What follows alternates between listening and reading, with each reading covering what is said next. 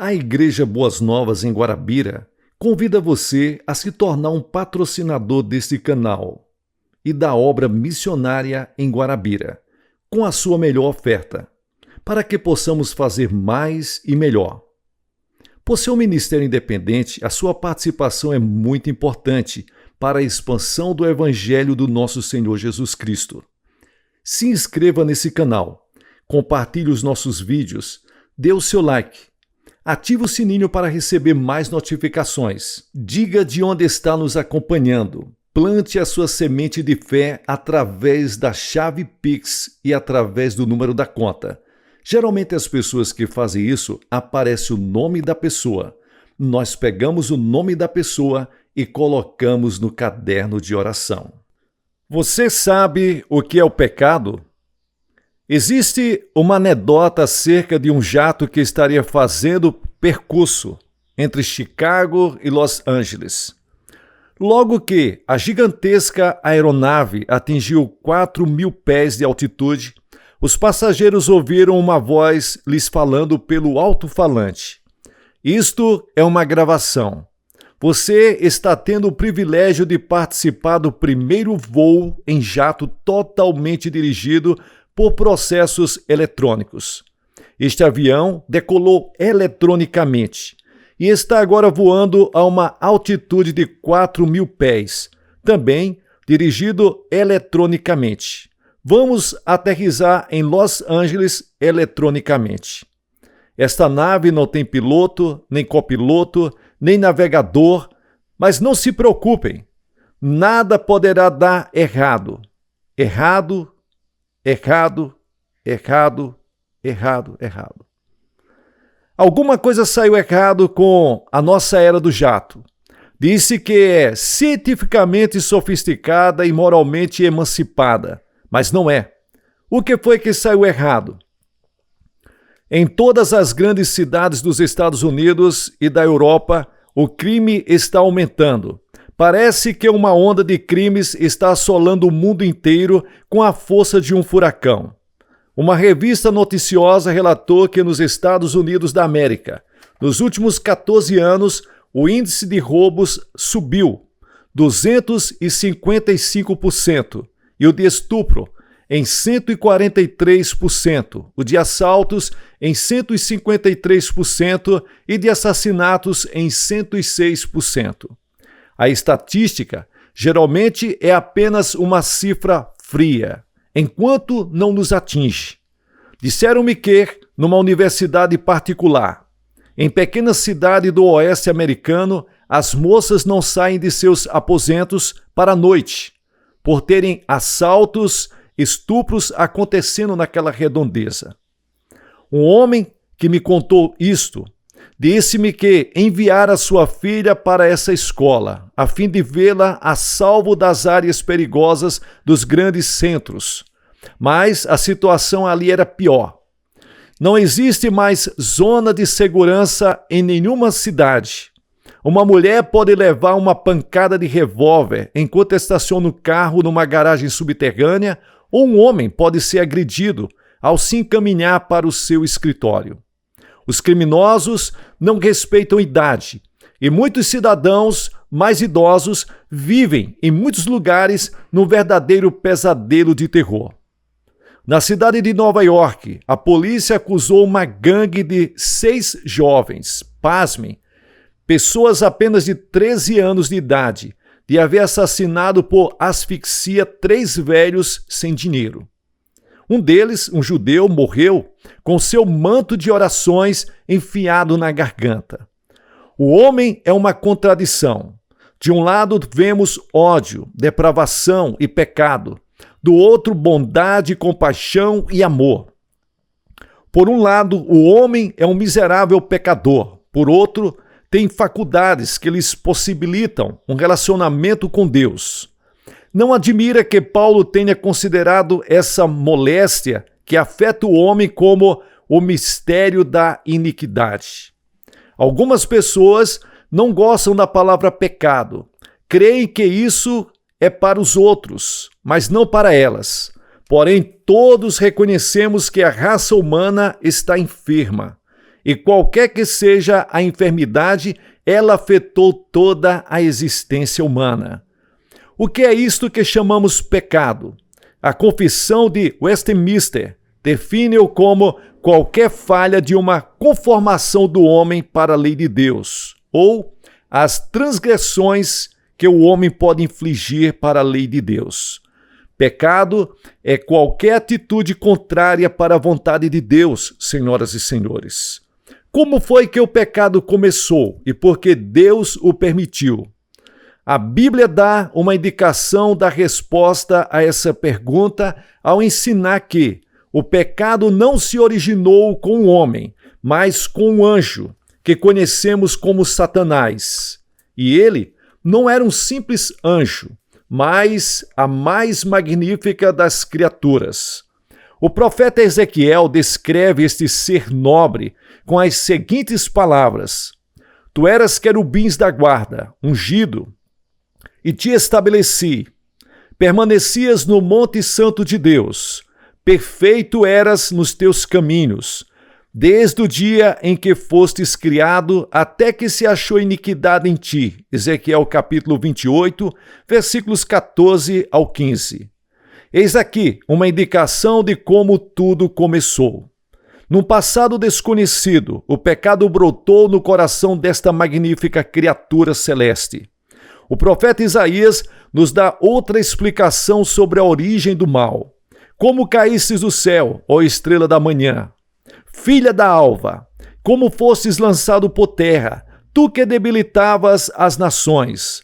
Tu dizias no teu coração: eu subirei ao céu, acima das estrelas de Deus exaltarei o meu trono, e no monte da congregação me assentarei, nas extremidades do norte, subirei acima das mais altas nuvens, e serei semelhante ao Altíssimo. Contudo, serás precipitado para o reino dos mortos, no mais profundo do abismo. Isaías capítulo 14, versículos 12 ao 15.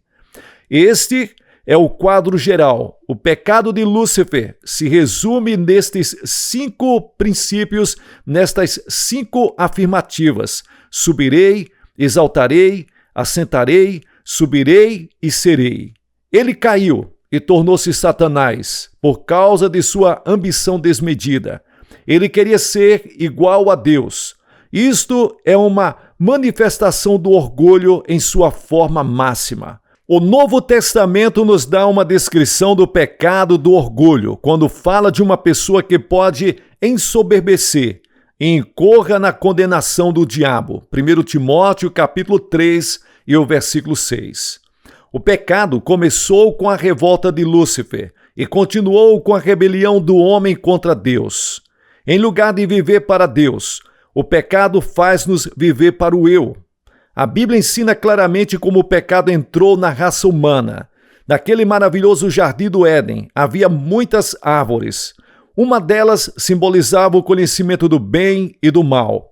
E Deus, em sua sabedoria, disse: dela não comerás. E Adão e Eva, com uma das suas mordidas, desobedeceram à vontade de Deus, que ele lhes bem conhecia. Você vê isso em Romanos capítulo 5, versículos 12, em Gênesis capítulo 3, versículos 1. Deus poderia ter nos criado como robôs, mas Deus deseja que nós venhamos a amá-lo, não de uma forma automaticamente e sem orientação. Obviamente, isso seria uma obediência sobre a qual o homem não teria o mínimo controle. Mas em vez disso, Deus nos criou para a sua imagem e desejava que a criatura adore seu Criador em uma atitude responsiva de amor. Mas isso só pode acontecer se exercitarmos o livre-arbítrio. O amor e a obediência que resultam de uma compulsão não satisfazem. Deus queria filhos, não máquinas. Um pastor amigo que jantava conosco certa noite me contou acerca de seu filho que estava estudando numa universidade estadual e se tornado muito sábio.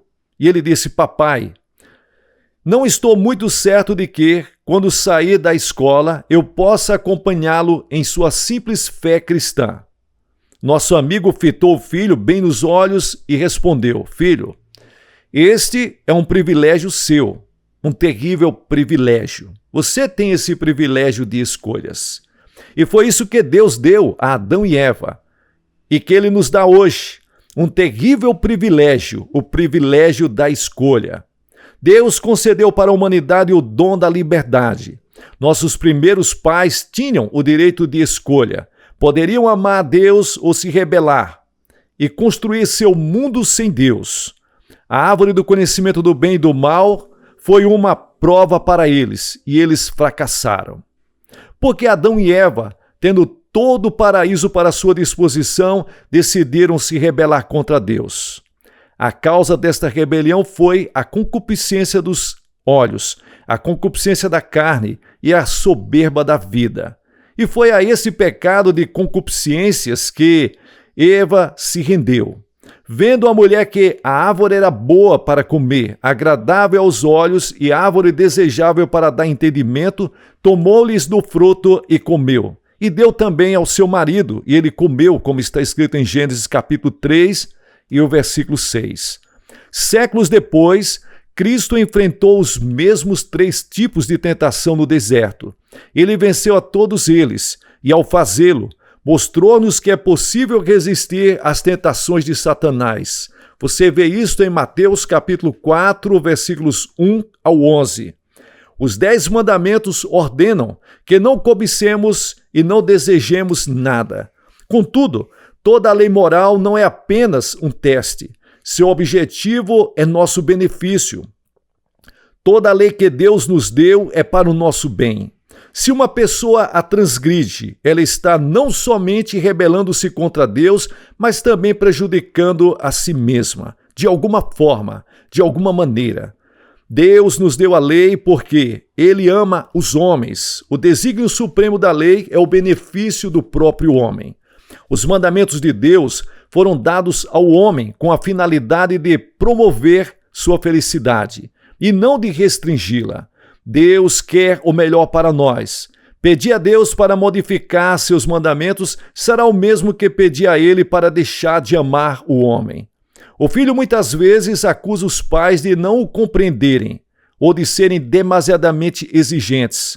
Quando o pai diz a um filho adolescente: esteja em casa até às 11 horas e diga-me sempre aonde vai, ele não está punindo o filho, mas protegendo-o. Deus é um pai amoroso. Quando Adão e Eva transgrediram o mandamento de Deus, morreram espiritualmente e passaram a encarar a morte eterna. As consequências daquele ato foram imediatas e terríveis. O pecado tornou-se, e ainda é, o mais presente elemento da vida. Em nosso universo, vivemos sob a lei de Deus. No plano físico, os planetas se movimentam com uma precisão de fração de segundos. Nas galáxias, não existem experimentos. Vemos na natureza que tudo segue um plano harmonioso, ordenado e preciso. Será que o Deus que criou o universo material poderia ser menos exato numa questão tão importante como o do aspecto moral e espiritual do ser humano? Deus nos ama com amor infinito e não pode aprovar uma desordem, nem irá fazê-lo. Consequentemente, ele estabeleceu leis espirituais que, se forem obedecidas, produzem harmonia e felicidade. Mas a desobediência a elas resulta em desarmonia, desordem e morte. Quando foram os resultados do pecado de Adão e Eva expostos? Quando Satanás, bem como Adão e Eva, contestaram a lei de Deus, eles não a destruíram, mas trouxeram destruição sobre si mesmos. A vida de beleza, liberdade e comunhão com Deus que Adão conhecera acabara-se. Seu pecado deu um resultado, a morte em vida. A natureza ficou amaldiçoada e o veneno do pecado afetou toda a família humana. Toda a criação foi lançada em confusão e a Terra agora era um planeta em rebelião. Um dos vocábulos usados para a palavra pecado no Novo Testamento significa errar o alvo. Pecar é não viver de acordo com os princípios estabelecidos de Deus. Todos nós erramos este alvo. Não existe uma só pessoa que seja capaz de cumprir todas as leis de Deus em todos os tempos. E para alguns, até mesmo os padrões do mundo são difíceis de serem observados. Um dos obstáculos mais eletrizantes que podemos assistir é a dos Jogos Olímpicos Mundiais. Alguns atletas preparam-se durante anos e anos, disciplinando o corpo e a mente a fim de superar recordes cada vez mais elevados e muitas vezes não alcançam seu objetivo. Certa patinadora no gelo disse que temia que uma queda um dia viesse a prejudicar seu desempenho. Disse ela: pense só no volume de tempo que eu tenho investido nisso e no que outras pessoas também investiram para me ajudar nesse projeto. Um só erro basta para destruir tudo. Na vida espiritual, estamos constantemente errando. Não existe possibilidade de apresentarmos um desempenho perfeito. O rei Davi disse: todos se extraviaram e juntamente se corromperam. Não há quem faça o bem. Não há nenhum sequer. Salmos 14 e o versículo 3. O profeta Isaías confessa: todos nós andávamos desgarrados como ovelhas. Cada um se desviava pelo caminho. Isaías capítulo 53 e o versículo 6. Nós todos fomos afetados pelo pecado de Adão. Davi disse: eu nasci na iniquidade e em pecado me concebeu a minha mãe. Salmos capítulo 51 e o versículo 6. Isso não significa que ele nascera de uma união ilegal, mas que ele herdara de seus pais a tendência para pecar. Por que temos que ser castigados por algo que Adão fez? Pense nisso. Será que você teria agido diferentemente de Adão? Estou certo de que você não teria feito diferente. Nós todos somos pecadores por escolha própria. Quando atingimos a idade da razão e nos defrontamos com a escolha entre o bem e o mal, todos falhamos. Deliberamos ficar com raiva, ou mentir, ou praticar atos egoísticos. Passamos adiante mexericos ou denegrimos o caráter de alguém. Nenhum de nós pode realmente confiar no próprio coração, assim como ninguém pode confiar em um leão. Em certa reserva florestal da África Oriental, os leões podem vaguear para vontade como se estivessem em seu próprio habitat. Os visitantes têm permissão para atravessar a área de carro ou de jipe para ver os animais, mas são advertidos a que nunca se aproximem deles. Uma senhora, porém, arriou a vidraça do veículo para ver melhor e, inesperadamente, um leão a atacou, ferindo-a gravemente. Aquele animal pareceu tão manso, tão dócil, mas em questão de instantes tornou-se feroz. A Bíblia aplica esse princípio da seguinte maneira: eis que o pecado jaz à porta, Gênesis capítulo 4 e o versículo 7. Quando as circunstâncias favorecem, a maioria das pessoas é capaz de qualquer coisa. Davi foi um exemplo clássico. Premido pelas circunstâncias do seu desejo carnal, ele possuiu a mulher de outro homem. Depois, tomou providências para que o marido dela fosse eliminado, enviando-o para a linha de frente da batalha. Mas alguém pode estar dizendo: o Senhor faz todo mundo parecer tão podre que isso não pode realmente ser verdade. Naturalmente que não é. Mas é possível um indivíduo possuir moral ilibada e, no entanto, não ter amor por Deus, que é o requisito fundamental da lei.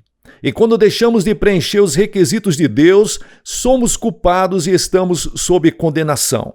O fato de sermos culpados implica em que merecemos castigo.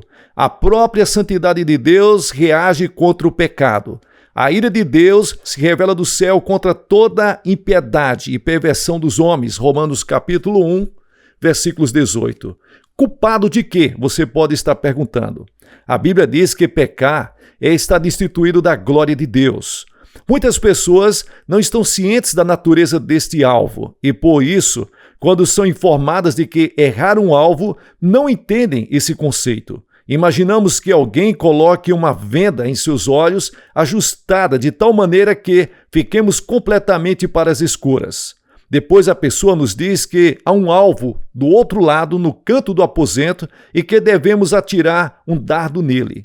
Atiramos o dardo na direção indicada, mas quando a venda é removida, percebemos que o dardo está encravado no abajur, distante do alvo, cerca de 1 metro.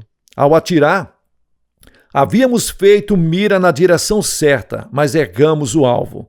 É assim que está o mundo hoje, errando o alvo. É isso que Salomão quer dizer quando fala: há caminho que ao homem parece direito, mas ao cabo dá em caminhos de morte. Provérbios capítulo 14 e o versículo 12. Quando Deus remove a venda de nossos olhos, há um pouco de luz e penetra em nossa visão, aí então principiamos a enxergar pelo menos o contorno do alvo. Vemos, por exemplo, como Deus começou a dar um senso de direção a uma jovem que nos escreveu o seguinte: não me encontro em dificuldade, ou coisa assim, mas sinto que preciso do auxílio de Jesus Cristo. Essa é minha primeira tentativa de buscar a Ele. Tenho 17 anos, mas desejo sinceramente considerar-me como uma crente. Estou buscando, mas por favor, não me decepcione. Sua carta demonstra que ela sente algo de errado em sua vida atual. Ainda não é capaz de definir o que está errado nela e o que está certo em Cristo, mas a sua vida sem Cristo carrega uma espécie de odor de morte que ela deseja subitamente pelo perfume de Cristo. Quando ela menciona que não se encontra em dificuldades, está querendo dizer que não está presa, nem desmoralizada de algum outro modo perante a sociedade. Mas apesar disso, ela sente desassossego no coração. Deus nos dá a lei para levar-nos a reconhecer que existe algo de terrivelmente errado em nossa vida e que a morte espiritual, é a consequência fatal disso. Essa lei é um conjunto de princípios que irá aguçar nosso julgamento moral, para que possamos identificar o pecado. Os 10 mandamentos constituem a essência básica da lei. Elas são como um grande aparelho de raio-x que revelam a estrutura óssea de nossa pecaminosidade. As primeiras 4 chapas dizem respeito aos nossos relacionamentos com Deus e as outras 6 abordam nosso relacionamento com os homens. Nós vemos aí estes 10 mandamentos. Não terás outros deuses diante de mim. Não farás para ti imagem de escultura. Não tomarás o nome do Senhor teu Deus em vão. Lembra-te do dia de sábado para o santificar. Honra teu pai e tua mãe. Não matarás. Não adulterarás. Não dirás falso testemunho contra o teu próximo. Não cobiçarás. Aí está. Deus está nos mostrando o seu desejo, a sua vontade. Tudo aquilo que Deus tenciona para a humanidade. Quando desejamos realmente algo que venha a nos pertencer, mas que é de outra pessoa, nós estamos agindo errado. Será que alguém pode ler e entender os mandamentos sem sentir-se incriminado por eles? Eles revelam a situação do nosso coração. O apóstolo Tiago comentou que até mesmo um só mandamento que é transgredido é suficiente para destruir-nos. Se estivermos suspensos sobre um abismo, seguros por uma corrente de 10 elos, quanto deles precisam romper-se para que venhamos a cair no abismo? Pois qualquer que guardar toda a lei, mas tropeça em um só ponto, se torna culpado de todos. Tiago capítulo 2 e o versículo 10. A Bíblia e nossa consciência nos dizem que erramos o alvo seriamente e que somos pecadores. O que um Deus santo faz? Como Deus age com relação aos nossos pecados? Temos uma resposta a respeito disto nas palavras de um jovem que se tornou dolorosamente cônscio do mandamento. Não furtarás. Disse ele, minha vida não era propriamente um mar de rosas. Antes de completar 13 anos, eu já era ladrão, tanto no coração como em palavras e ações. Fui preso muitas vezes, cumpri minha sentença em reformatório e depois que saí, em menos de uma semana estava roubando de novo. Disse que sua família desistiu dele completamente e que achava que seu futuro estava destruído. Certa noite, ele ouviu a pregação do evangelho pela televisão, arranjou uma Bíblia e começou a ler. Em seguida, ele pediu a Cristo que o perdoasse por seu passado pecaminoso. Atualmente, ele está esperando em Cristo Jesus para que todas as suas decisões sejam respaldadas segundo a vontade de Deus e para que tenha um futuro melhor. Está trabalhando, casou e tem uma nova vida na pessoa de nosso Senhor e Salvador Jesus Cristo. Como Deus pode nos perdoar? O que acontece quando o pecado se torna uma constante em nossa vida? E se somos arrastados pela síndrome do pecado, existe alguma esperança para nós? Se não houvesse esperança, eu não estaria pregando este sermão. Se não houvesse possibilidade de uma solução, creio que você não estaria ouvindo esta mensagem. Você está ouvindo essa mensagem, eu estou pregando essa mensagem porque o Espírito Santo de Deus está falando ao seu coração, em nome de Jesus. Pessoal, deixe-me agradecer a sua companhia, muito obrigado. Dê uma olhada se você está inscrito no canal Boas Novas Guarabira. Se inscreva, ative o sininho, tem toda uma série de mensagens de Billy Graham. Que Deus abençoe vocês ricamente. Dê um like para que o YouTube entenda que você gostou do vídeo e recomende para outras pessoas. Deixe o seu testemunho. Como foi que você conheceu o Senhor Jesus Cristo? Que Deus abençoe vocês. Muito obrigado aos colaboradores, ofertantes, dizimistas dessa obra. Que Deus abençoe vocês ricamente. Que o Deus vivo e poderoso abençoe a sua vida, seu ministério, sua família, seus negócios, seus estudos. Em nome de Jesus que vive e reina para sempre. Amém. Sucesso na sua caminhada.